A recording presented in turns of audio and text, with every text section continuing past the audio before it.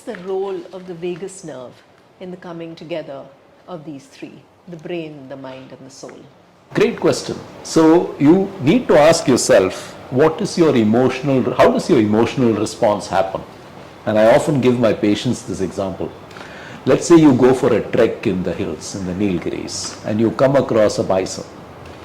Now your heart beats fast, you're shaking, sweating, you can't get your breath, you feel like you ran a mile. All this is happening to you because of the fear that that wild animal may do something to me.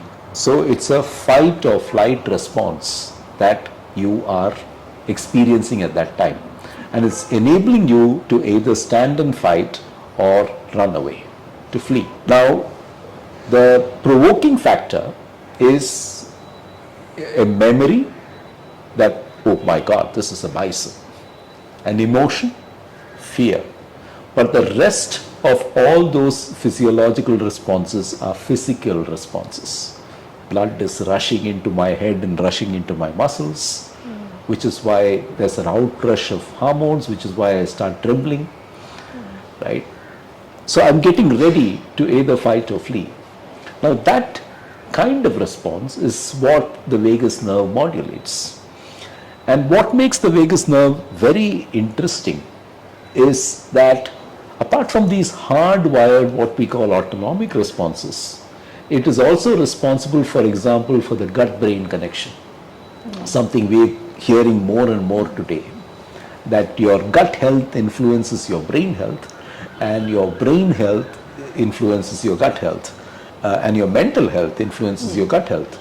So if you connect those dots, once again it's the function of the vagus nerve to modulate your gut, and the vagus nerve has its origins in the brain. Now I want to draw you to one more parallel. So what do you feel in that moment of intense emotion? You have a deep unease in the pit of your stomach.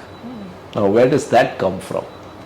And our ancients talked about the Kundalini and rising the Kundalini through yogic practice. What were they doing? They were actually modulating the autonomic nervous system through yogic practice.